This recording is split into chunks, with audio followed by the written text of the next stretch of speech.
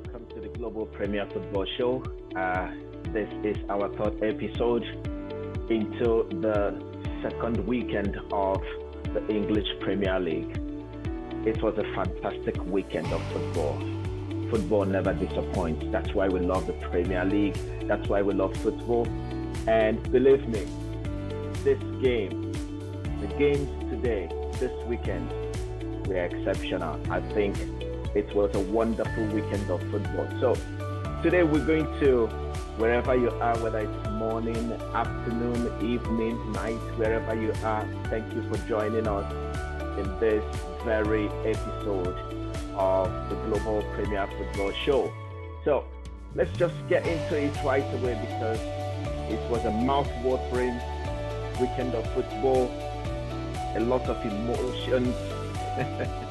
I can't just forget what happened this weekend with the Chelsea coach and the Nottingham Forest coach. But before we get there, let's look into this. There were a lot of surprising results this weekend, going into the games. So let's have a brief summary of the weekend's games. It all started with Aston Villa, right, trying to get their way in, and wow, they gave a good account of themselves this weekend. I think if I would say,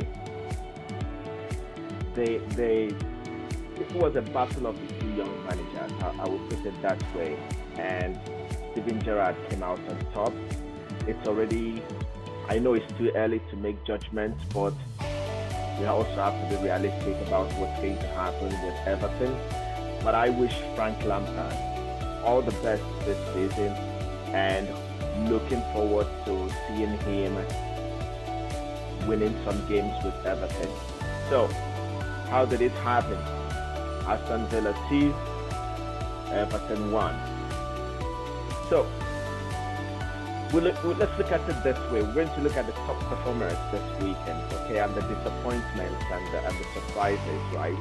Arsenal, Aston Villa, they were the top performers this weekend. Manchester City, top performers.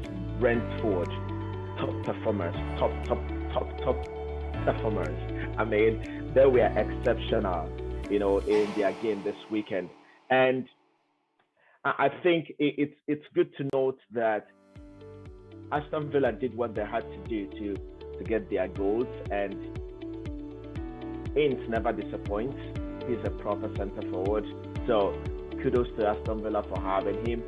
Arsenal, Jesus is on fire. He is literally on fire, and I don't know if of course it's not a mistake that City made, but this is a very big gain for Arsenal as a football club.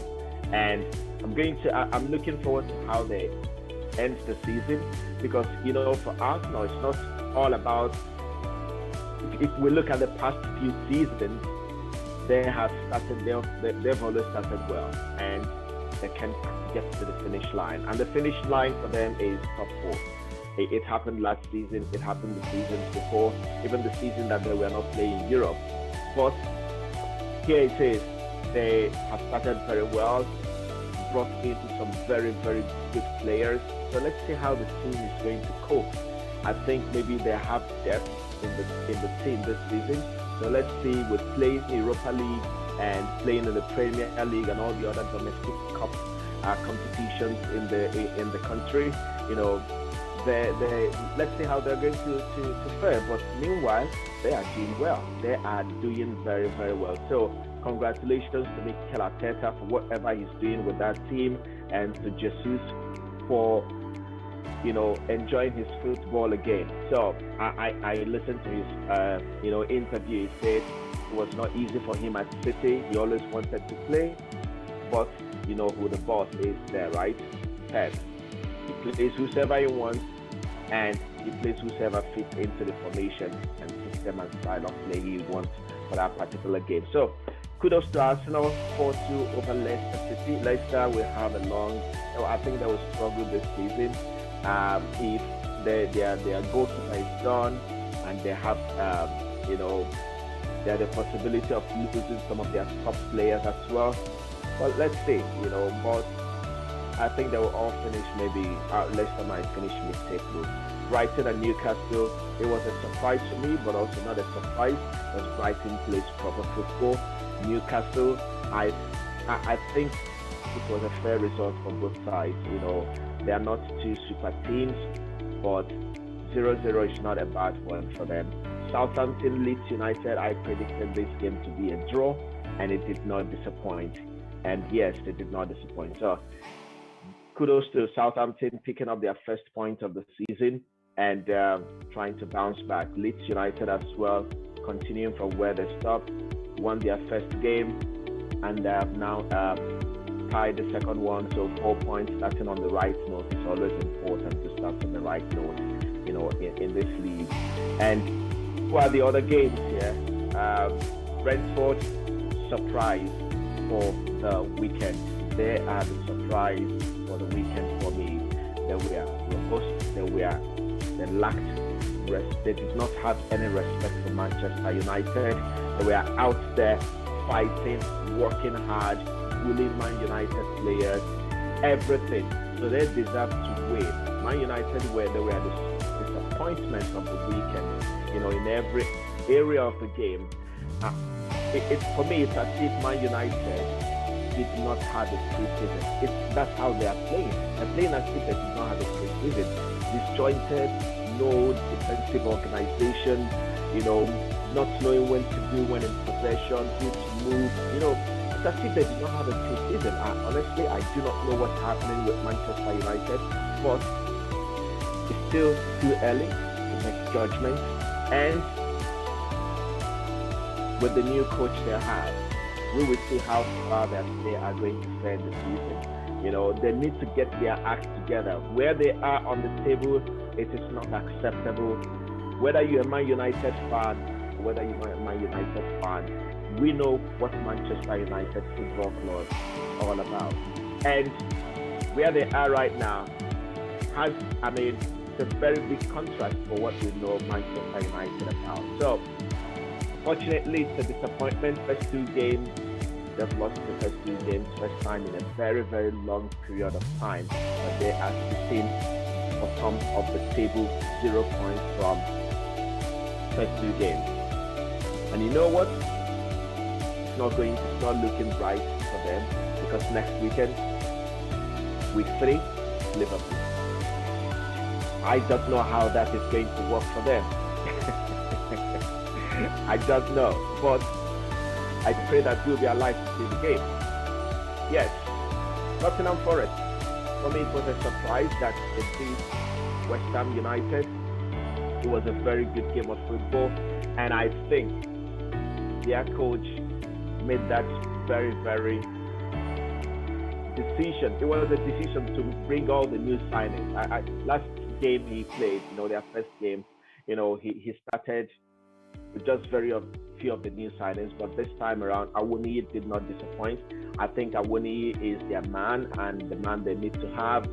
This guy has always have that excitement to play in the Premier League. When he was with Liverpool, he did not get that chance.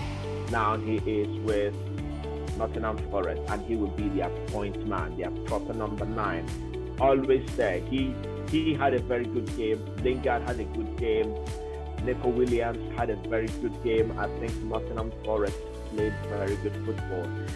West Ham did not disappoint, but they're also disappointed. They missed a penalty, missed a couple of chances, and the beginning of the season, it is when you set the tone for how you want the season to go. Some people, though, may start slow, poor, at the end they finish strong. But honestly speaking, the way I see the Premier League right now, and with all the managers that are in the Premier League and the caliber of players that are in the Premier League, you must be on top of your game right from week 1. If you are not on top of your game, I don't know where you will end by the end of the season. And this particular calendar, this year and this season has an awkward calendar. It is jam-packed with football. They'll be playing the league, and then they'll go to the World Cup, and then they will come back. You don't know how the players are going to come back after the World Cup. it is going to be, I think it's the team that has more depth in their squad. They are the team that will go far in winning the league and in finishing strong in the season this time around. Now, the mouth-watering game of the weekend was Chelsea against Spurs. That is London derby. It was a game to not forget. For both sides, it was a game to not forget. I mean, the two teams gave very, very good account of themselves. I enjoyed every minute and every second of the game. The coaches were on fire, the players were on fire, the fans were on fire. It was Stamford Bridge like it used to be back then. Unfortunately for us, we dropped a point. Actually, not dropped a point. We dropped 2 points because for us, that is a dropped point. For Spurs, they gained the point. But that's the way the game is. And we're going to look into it to see what happened. We're going to go into some details, to see what happened. We'll start from the lineup here, and then we'll go into the game itself, and then let's see, what we can. There are a lot of things that happened in the game. Honestly speaking, there was a lot that happened in the game. There were some errors, there were some mistakes there. But let's look into it here. I'm going to pull up what I have here to share with you, and yes, it's lovely. This was a game to not forget. So, if there is anything that you are thinking of today, is this: Chelsea, Nottingham Forest. You can't forget this. You can't forget this. So, what happened here? 2-2 all the way. 2-2 all the way. 2-2 all the way. I mean, as a Chelsea fan, I wanted Chelsea to win, no matter what. Whether we played well or we don't play well, you will always want your team to win. But as well, this is a game of football, and sometimes it does not go your way, right? It doesn't go your way. So you just have to deal with it the way it comes. Even if you tie or lose the game, you just have to take it with grace. So let's see what happens here, right? Look at the lineup here. The two teams lined up in a similar formation. The same formation. Chelsea lining up in a 1-3-4-2-1 formation. Spurs the same 1-3-4-2-1 formation. And I think this is a formation that the two managers are familiar with. They are very familiar with this formation. And what made this game really interesting is that because the two managers were familiar with this formation, they were not scared of using this formation. They are managers that if Chelsea is playing a back three, they will go and play back three. Whereas the week before or moving forward after playing Chelsea, they will never play back three again. But Tottenham, since Antonio Conte came in, they've been playing in the back three, and it means that they played this very formation last season where they beat Manchester City, and Antonio Conte, I think he brought in the back three in England, because before Tuchel came, when Antonio Conte was with Chelsea, this was the formation he always played. And it worked for him. He won the league with Chelsea. Fortunately, his second season, he couldn't continue because of some reasons and whatever that happened. He went to Inter, he still played the same, right? And now he's back with Spurs, playing the same. So it's a familiar formation, the two of them, and I think that's why the game was so exciting to watch. That the two teams came out, and there was a lot of tweaking in the formation as well. Chelsea switched to a back four, switched to a back five, came back to the back three.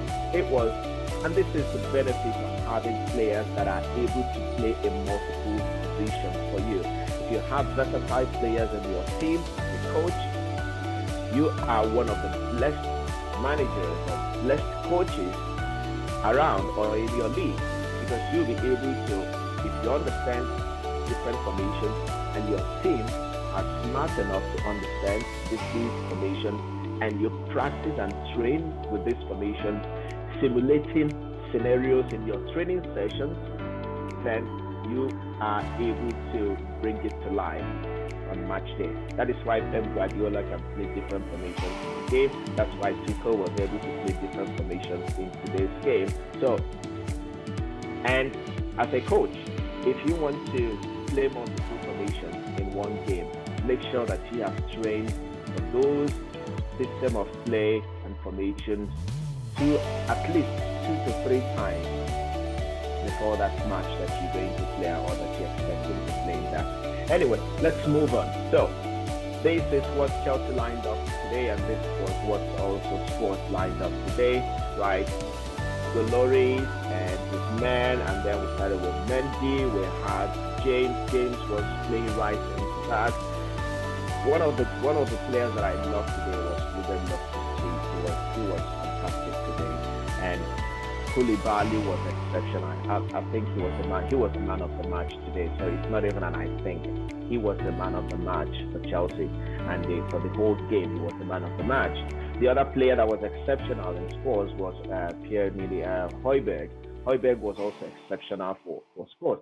When Højbjerg went to Spurs, I was like, will this guy fit in? That was my first impression on Spurs at the first time when he went. But he has really stood out since he went to Spurs, and I'm happy for him, and I'm happy. Spurs must be happy. But coming back to Chelsea, I think we fielded a very, very strong team. And we were up to the task. So let's see what happens here. We'll be looking at the goals. It's 2-2, right?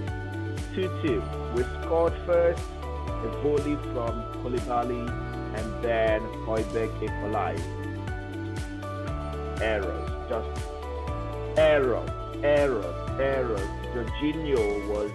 Jorginho played a very, very good game, but that minute of losing your mind, you're wondering, what are you doing? What are you thinking? Who are you to dribble inside your box? That is elementary school coaching. You don't dribble inside your box when you are under pressure. You just take the ball out. And it's not as if he's a strong, physical guy, that can bully people physically. No, it's not that. That's Loftus-Cheek in the Chelsea midfield. He's the only one that has that physical ability to bully people, to push and to do all those stuff and still have the ball. Jorginho just lost it for just that moment of madness. That's what I call it. And that was how we allowed Spurs to score. And we have been on top of the game throughout. So, what was he doing?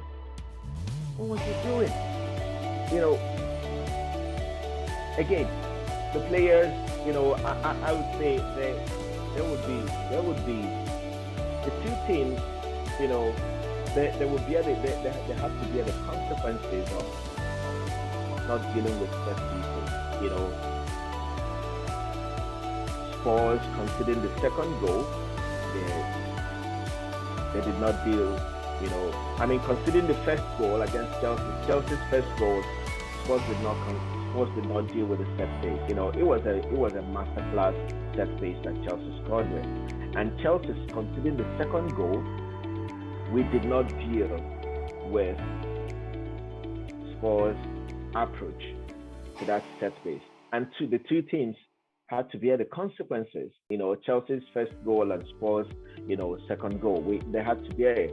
But I would look at the build-up play to Chelsea's second goal. That was a fantastic build-up play. Just few touches, finish, pass the ball. I myself, as a professional coach, I tell my player, I need you to pass the ball. It's more important for me that you pass the ball and complete your pass than that you're dribbling for me. Because the more you pass the ball, the more efficient your team is in passing the ball. That's when you're closer to the opposition's goal, and that is when you have the best chance of scoring. Now, we're looking at the what you're looking at here on the screen is the player rating of the team, of both teams. How they started. Edward Mendy, he made good saves. He made good saves. He was also in the game today, but I think he was quite passive because Chelsea had more of the possession. Chelsea was in control throughout the game. Chelsea was in control. So he had little or nothing to do. But also when he was called into work, he stood out and he did what he knows how best to do. Rhys James was also fantastic today.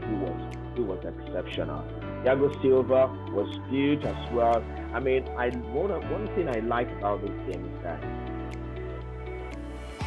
there was only one player that had a 5.8 rating, and that was Ryan Sessegnon, who was also substituted. He was substituted, but the rest of the team, the two teams, were all 6 points. I mean, it tells you that the two teams gave a very good account of themselves, and that is what football is all about. It was an interesting game of football. Now, before we go into more details of how Chelsea performed, because that is where I am, I'll be focusing a little bit more on that. I want to talk about the officiating. The officiating was shambolic. I'm going to be honest. I do not know. England has given us the Premier League. It's a gift. And we appreciate them for the branding and everything the Premier League did. But the officiating, oh my goodness, they need to do an open heart surgery for the officiating of the Premier League. The referees, the VAR, I do not understand what they do. And maybe that was why in the last World Cup there was no single English ref at the last World Cup in Russia 2018. I do not know if there will be any this time. I think there will be. But honestly speaking, today's officiating was terrible. It was terrible. He was terrible. He was terrible. Anthony Taylor was awful. How could Spurs score with Cucurella's hair being pulled, and he was just right there in front? I'm not going to talk about the tackle on Kai Havertz. From a different angle, it was as if Betancourt won the ball. Fine, I'll give him that. But what I will not give to them is that Cucurella's hair was pulled. I mean, was massively pulled and pulled down, and then ref was just standing right in front there and did absolutely nothing. That was terrible. And then when Spurs scored their first goal, Richarlison was in an offside position because he was interfering with play, and no one approached VAR. No one, absolutely no one approached VAR to check what was wrong with that and to clarify. I'm sure that if it was Chelsea that scored, they would go and check VAR. That is my problem with the English referees and the VAR. Anyone there, anyone, all of them, without exception, they need to do open heart surgery for the Premier League referees. Honestly speaking, they were terrible today. They were terrible. Now look at this. Anyway, I'm done talking about the English refs because I can't just stand them. I've always said it. They are the worst referees in world football. I don't care if the referees in other parts of the world, I've watched games, I've watched football matches. You watch the Champions League, you watch La Liga, you watch Serie A, you watch the Bundesliga, these are leagues that compete with the Premier League, but I have not really seen poor officiating that comes from the Premier League. I've not seen it elsewhere, honestly. And it's week in, week out, week in, week out. Top games, mouth-watering games. These referees are destroying and killing the game for us. We ask, why? Why? Just use the VAR. Just use the VAR. Use it. That's why it's there. Anyway, I think what can we say about the managers? Fiery managers, feisty managers. Antonio Conte. Oof. I think I've never seen an emotional manager like Conte. Tuchel is one of a kind for a German coach, and then with Klopp. But Conte, I think he invests his energy more than any other manager in world football. And the next beside him is Tuchel. And today, fire for fire, came face to face, and there we are set light by their team's performance. It's the emotion in the game. It is. No one wants to lose.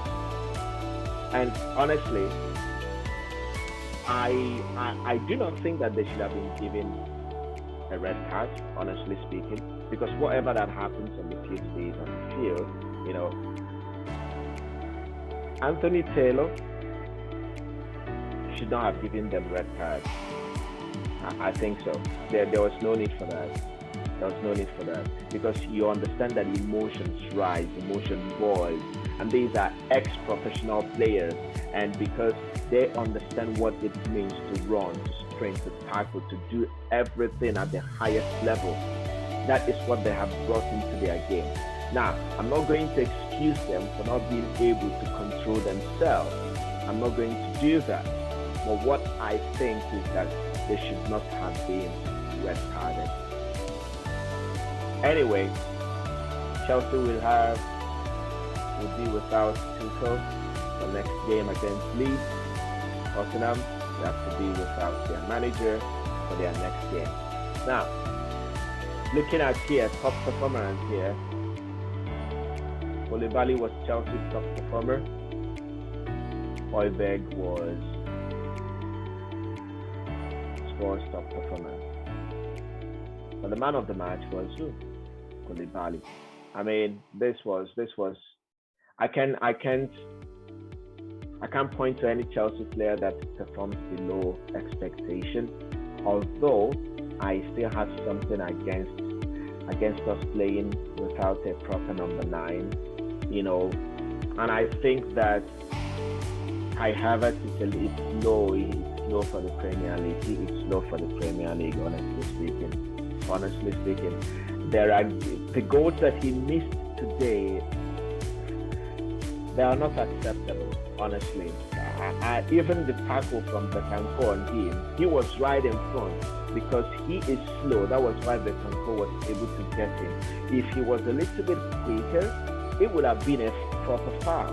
It would have been a foul, but he was slow. And because he was slow, that was why Betancourt was able to get that ball from him with that tackle. That is the problem. And until Chelsea gets this issue, we cannot play the whole season. I just pray that we will get Aubameyang or play Broja. Please give Broja 25 minutes of football to play. Sorry, Tuchel. You have to do that. Give him at least 25 minutes of football, because Kai Havertz, yes, he is technically gifted, one of the best, but the pace, not being able to get into positions that will give us goals as is required of him. Look at Harry Kane. Look at Son. These guys get into positions that will fetch their team goals. I don't know, guys. Let's look forward to. Just look at the next that I'm going to show you. You're going to see what we have here. the player's average position on the field. This was Chelsea, the average position of every Chelsea player on the field. It was a battle today. And I enjoyed watching these guys play. From 16, everyone, Mendy, Koulibaly, Thiago, Jorginho just needs to be a little bit quicker and needs to make smarter decisions. Sometimes everything is not past, For me, my problem with Jorginho is that he doesn't shoot. He gets into positions to shoot, and Jorginho does not shoot. There are positions that he got into that he should have taken some shots. He did not, And anyway, so these were the average position of the players today on the field, where the action was going on, And now let's look at these players. I picked up 3 players, the 3 attacking players from the team, for this particular episode. And here we're talking. Look at now. See Kai Havertz. Look at the heat map for Kai Havertz here. Look at the heat map here. Like saying, his job is to be here. I mean, he drops. He does his job here. But this is where we expect our number 9s, our attackers, to do their job. Yeah, just in this zone here. Especially when you're playing in that number 9 position. Yes, the only problem is that when you play with false 9, they will be drifting out all the time. They'll be drifting out all the time. Drifting out. So if you look at the heat map for Kai, everything is almost out of the mark. Everything is almost in the middle. Everything is almost on the side. Only a few couple of times you see in here. And it's not even strong. Compare Kai's heat map and that of Mason Mount. See how strong Mason is here. Strong. We need a number 9. Sorry. We need a number 9. And if we're not getting Aubameyang, we got to play Brogic within some minutes. Please, I beg you. Because we cannot, we will be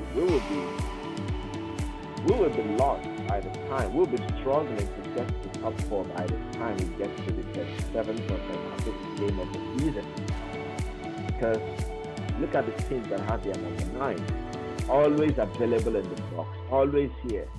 Ready to pounce and everything. They make direct runs. They don't make diagonal runs or outside runs.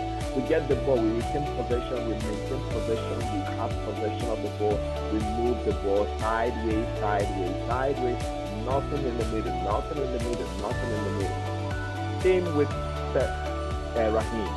Raheem is not he can be a false 9. He can look at his big man here, just here. Almost nothing in the middle, except at that time that I think he got his dribble and then he took his shot wide. Well, where do you expect your number 9 to function? Where do you expect your attackers to function? We play a lot of sideways passes. Spurs, we are more direct than us today. Yes, we had possession, but there's no one playing, making those forward runs and trying to get the forward passes, It's something that we need to work, and it's something that we need to resolve as soon as possible. And I'm looking forward to Aubameyang that is being rumored to join us. I'm looking forward to that.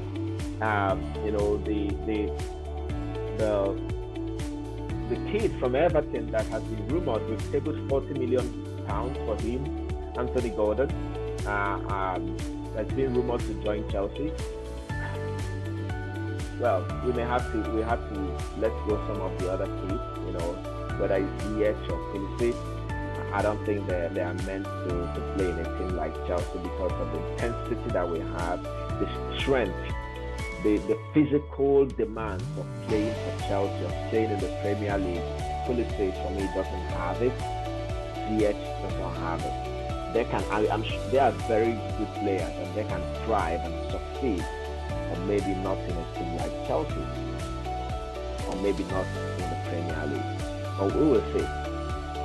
Yes, now let's look at Son and Harry Kane and Kulusevski. This their hit man. I just randomly selected these three players.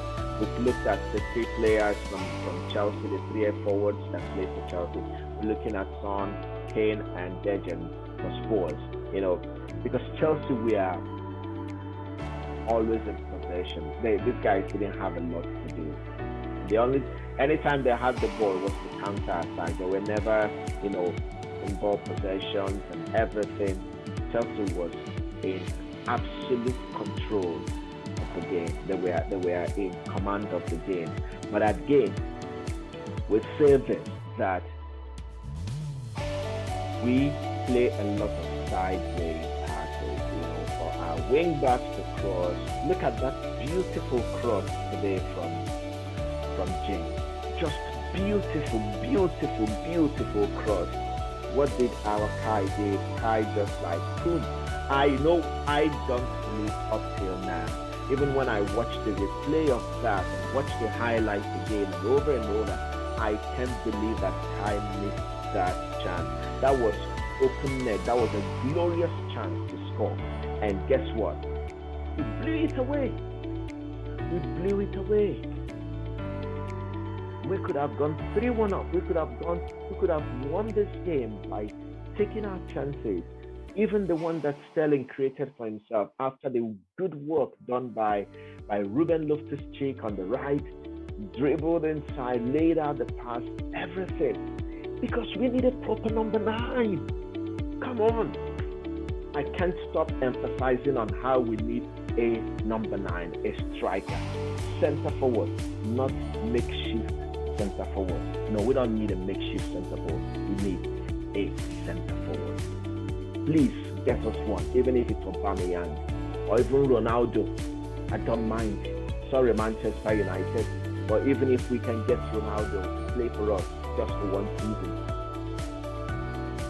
it will hurt. Honestly, it will hurt. I'm sorry, Man United. Anyway, so this year hit map. They didn't do much, but they were very direct. And when Richarlison came in, their game changed. They played almost 4 center forwards, 4 attackers. They were just running. The moment Richarlison came in, I said the game changed. As I said, I was watching with a friend of mine. Richarlison has changed his game, and because also he is energetic, he has pace, he is physically strong, he can challenge for everything, and he has that desire to go for it. I was thinking that we could get Richarlison from Everton, but he went to Spurs. Anyway, good luck to him at Spurs. I'm sure that we will win a trophy before he wins anything at Spurs. Anyway, we move on. So this is the man of the match. Look at his hit map. That tells you how much he did today. He was exceptional today. And he has opened his goal scoring account. That is the man. He is wearing the anointed number 26 of Chelsea. That number 26 is anointed jersey, anointed number. Oh my. And he opened his account. And also he can shoot. When we've lost when we lost Rudiger to Madrid, I was thinking who will be shooting? We've got another shooter. He can shoot very well. That volley was that was a Lewandowski type of volley, and he did it well. And he even did another acrobatic, and then another shot from range. I think we'll be getting goals. But my problem goes back to this. We cannot depend on our wing backs and our center backs to score goals for us. No. We need to get back to those days that our center forwards, our strikers are the ones celebrating more of the goals we scored. Didier Drogba, Hasselbank, Gianfranco Zola, Johnson, and then let me come a little bit forward, to Diego Costa. At least he is the most recent of the center forwards that we've had that was fighting, working, bullying defenders, making them look little and destroying them and scoring goals. That is the type of centre forward we need. We need to go and find him wherever he may be, whether he's in Brazil or in Argentina or in Nigeria or in, I don't know where he could be. We need to go and find a proper centre forward. Get us Aubameyang at least for 1 or 2 seasons. And then hopefully Roger will develop under Aubameyang and then be our proper number 9. One of the reasons why I love Roger and I want him to be given more minutes is because he has the hunger, he has the desire, he is willing to work, he is willing to fight you, bully you, whatever you want. He can play dirty, and that is what you need from your centre forward, who is not easily intimidated by centre backs, tall and huge centre backs. That is what they do to our Raheem Sterling, our Mason Mount, and Kai Havertz, because those are the only people we have right now, and they are not giving us goals. We play 2 games, and none of our forward players have scored us any goals. Against Everton, it was Jorginho penalty. Today, Koulibaly and James, centre back and right wing back. So we need these guys to score goals.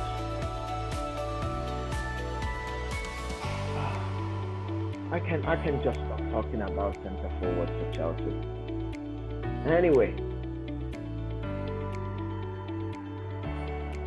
still talking about how well we played today. Chelsea played an exceptional game. We played a very good game. 43% of the time we were dealing with Spurs in their own box, in their own area. We were there, pushing, fighting, working hard, everything. In the middle, it was the same. There was domination and fighting and everything in the middle. So they had little to do in our own third. They had little to do in our own final third. You know, and so looking at the highest concentration of play, our highest concentration of play was more on the right. James and Ruben Loftus-Cheek, they were there on the right, pulling strings. Cucurella, Mason Mount on the left, driving the team forward. That is where our force can go. We have to deal with something. We have to deal with this here. We have to deal with this here, so that when the cross comes in from here into the middle, we will be able to have someone roaming around the box here just to correct tapping, roaming around here just to tapping, sprinting in when the wing backs are dribbling and going forward, sprinting into the box and trying to finish it. This is what we lack. Look at Spurs, they were pushing from the right as well, which is our own left. That's where they attack from, really. You know, Kulusevski was pulling it from here, He did well. In the midfield, they had an edge over us because we had Kante and Jorginho. You know, I mean, it's not. I think I cannot fault any of them, but it's just that sometimes Jorginho just makes those funny mistakes, you know, and then you wonder what's this guy doing? How can he do the mistake he did today? A player of his caliber, you know, how can he make that mistake today? Well, guess what? It's part of the game. The game, we just have to bear the consequences. Every error is punishable, mostly by a goal. And that was what happened. Anyway, attack momentum. So in this year, you will see that the green here, this graph here, tells you when we, you know, how much we keep pressure, how much we're able to keep up the pressure, maintain possession, play and play. The moments we had in the game, our attack momentum was, look at that, all throughout the game. We had peaks, but guess what? Our peak performances did not get us a lot of goals. If you check, we had more peak performance, or our attack momentum was high. Let's say, for example, here it says this, the graph gives you, an insight into the game, the course of the game. The peaks, shows the pressure of a team throughout the match. The pressure that Chelsea had. The pressure we put on Spurs throughout the match. At our highest peak, we scored a goal. Now we continued doing that. Even just look at Spurs. Spurs did not even reach their highest peak when they scored a 1-1. They did not. Look at them here. Yes, this for their waiting. When Mr. Højbjerg scored that goal, it's just because Brother Jorginho would look at us. We were flat. We were non-existent here. We were non-existent. We were completely flat now. And then we got back into it again, picked it up, rich peak, highest peak, scored that beautiful goal, team effort, build up, push them, get the ball, play the passes, score the goal. And then after that, we started going down and they started picking up. They picked up again, we picked up a little bit, and then we went to sleep in our set-piece marking.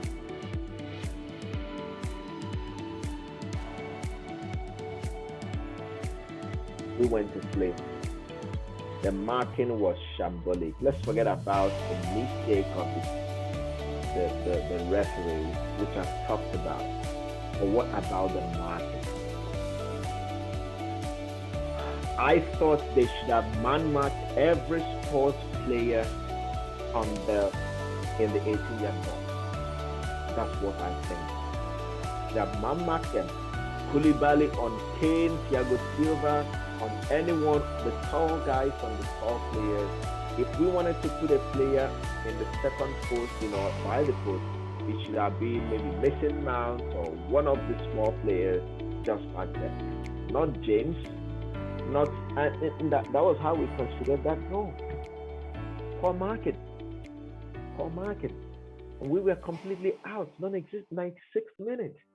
They picked it up. They never slowed down. Look at that. Look at us. Nothing. Guys, we always remember the saying, right? It's not how well you started. It is how well you finish the race. And if you look at this graph here, the attack momentum, we did not finish strong. We did not finish well. Spurs finished strong, and for them, I think they feel that they won the game. I think they feel that they got 3 points, the way, the time, the moment in which they scored.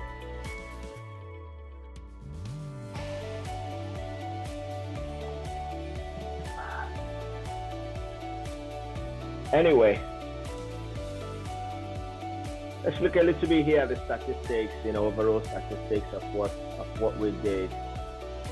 Still telling you of how well we performed, but at the end of the day, what counts are the goals, what counts is, it's funny, we have 64% ball possession, Spurs have 36, we had 16 shots, 8 in the first half, 8 in the second half, Spurs has 10. We had 3 shots on target. Now, this is where my problem is, and that is why I go back again to say that we need a center forward. We need a center forward. Spurs had 5 shots on target. Why should they have 5 shots on target? It's because they have proper number 9. And we have 6 shots off target and they have 2. For me, they are winning on this. 5 shots on target, 2 shots off target, 7 blocked shots, 3 blocked shots. We had 8 corner kicks, scored out of 1. They had 5, scored out of 1, scored 1 of it. That they are winning. 9 fouls for each team, 3 yellow cards, 2 big chances for us, 4 big chances for them. That tells you that they had an edge. It's not all about the ball possession. It is what do you do with the amount of possession that you have when you have them. Big chances missed. They missed 3. We missed 1. So imagine if they scored 3. Remember the counter attack that Kane played out wide? I had my heart in my mouth because I thought that was a goal. But thank God he missed it. Now look at our goalkeeper saves. It's 3. Hugo Lloris 1. That tells you how much the edge they have besides the ball possession, besides the number of passes that they have. Look at that. We have 574. They had 318. We completed 492. 86% of our passes were accurate passes. But what? Our goalkeeper was still making 3 saves and their goalkeeper was still making 1. They still had 3 chances missed and we only had 1. They still created 4 big chances and we only had 2. But we have more accurate passes. Because why? We play what? Back, side, back, side, side, back, side. No center forward makes direct run to play the ball. So when we play, the center backs are at ease because they don't have anything to run. So they don't have anyone to focus on. They don't have a proper center forward to focus on. Guess what? They play ease. They play at ease. Long balls, 26, 44. 59%, same 59%. Crosses, 4 and 23. We had more crosses. They had, look at that. Dribbles, 55%, 29. Possession loss. See that again. For me, they are winning here because they have 153. We have 153 of possession loss. They have 129. But we winning here because we won total duels. But they had area balls won. They had 16. They were ahead of us on that. These are little details that you think that do not matter, but those are the things that will lead to the goals. Anyway, tackles. We tackled more. They had more interceptions, had more clearances. Why? Because we are shooting wayward, and when they clear the ball, they don't play it like Jorginho. They don't try to dribble out like Jorginho. They just clear it out because Kulusevski will run at it, because Son will run at it, because Kane will run after it. We don't have anyone to do that for us. That's why we need a center forward. Anyway, in wrapping up this, here is the table. I've been ranting a lot, have not I? But it's the passion of the game. We got to talk about it, and hopefully we get back into it. We don't need to be on, we're in 7th position here. Here your top 10 team. City, 2 out of 2, 6 points in the bag, 6 goals in the bag. They started scoring early. Maybe Pep wants to win the league before the World Cup. Arsenal following in the footsteps of Man City. Arteta following in the footsteps of his former boss. Arsenal 2 out of 2 plus 4 goals. Brentford is scoring even more goals than Chelsea. I remember when we played them last season, we suffered, didn't we? Chelsea suffered last season playing Brentford. Tottenham, 4 goals, 4.3 goals. Scored 4 against Southampton last weekend, and they scored 2 today. Considered 3. Even Newcastle have more goals than Chelsea. Leeds 6th, Chelsea 7th. Tomorrow we might end up being 9th because I believe that Liverpool will be winning their game and they will be scoring goals. Anyway, on the right, yeah, the whipping guys. Oh, Manchester United. Oh. Let's pray for Manchester United. Can you all bow your heads and let's have a word of prayer for Manchester United?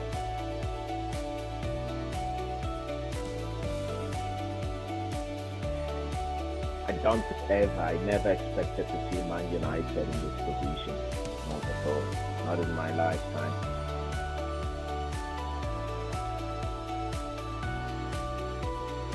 Oh, Man United. What am I doing? Am I trying to give them 3 points from here?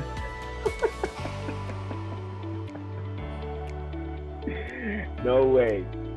Anyway, West Ham 0, Man United 0, -5 goals, -3 goals. Palace, I'm sure they will stay here tomorrow because I don't see them winning against Liverpool, and I do not see Liverpool not winning against Palace. No matter what, even if they won, let them line their 11 players as defenders all tomorrow. Crystal Palace is trying to lose, and I want Mo Salah to score for me and Nunez to score because I need my fantasy team. I need to get some more points for my fantasy team. Anyway, guys, this is our analysis here for this game, talking about this mouth-watering, game of the weekend. The London derbies never disappoint, do they? Not at all. Anyway, guys, if I missed anything that you thought maybe I should have talked about, please feel free to leave your comments in the comment section. And guys, come on now. Do justice to this video. Like, subscribe, and share with your friends so that the YouTube algorithm will get this good work that we're doing out there for people to see. What's your prediction for next week? For next weekend? Is the England El Clasico. The English El Clasico is next week. The next weekend. Actually, it's on Monday, I think. Manchester United playing Liverpool. I do not know how United will fare about that. What's your prediction for that? Drop your predictions in the comment section. Chelsea will be playing Leeds United, and we'll see how it goes next time out. And if there's anything that I'm missing, give it to me. Right? So, just to wrap it up shortly here, let's look at the next weekend fixtures. Who's playing who, and who will win the Manchester and Liverpool game? Do you know? Liverpool. Yeah, I think Liverpool will win. Mo Salah will score. Nunez will score because I don't know what's happening with the Manchester United defenders. I don't think they are defenders. Honestly speaking, they don't run, and Liverpool run like mad dogs. No offense, but Liverpool, they never stop running. So, we'll see. Chelsea Leeds, it's a tough one. Leeds is not an easy place to go to. Leeds is not a baby team. Leeds, if they lose fighting. But I know that Chelsea will get the 3 points. Why? Because we will have more possession.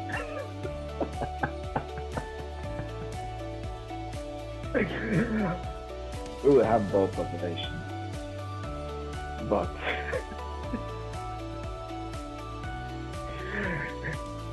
we need to score goals, please. Leicester, Southampton, who wins? Everton, Nottingham, Crystal Palace, Aston Villa, Fulham, Brentford. That will be a tough one for both teams, but I think Brentford might win. You never know. Fulham, I think they are tired of promotion, relegation, promotion, relegation. So we will see. West Ham United and Brighton. I think West Ham will need to try and win that game because they need to get points in their bag. They need to start winning games. Newcastle United, Manchester City, no doubt. Manchester City will win. Newcastle will put up a good fight, but City will win. I don't know what the scores will be. So, Man United, Liverpool. Liverpool will win again. Alright guys, that's all for me from the studio here. Thank you very much for tuning in. Drop your comments, leave your predictions for next weekend's games, and thank you for being part of our journey. We appreciate you. Keep liking, keep subscribing, and keep sharing. Thank you, and stay blessed. And also stay out of trouble.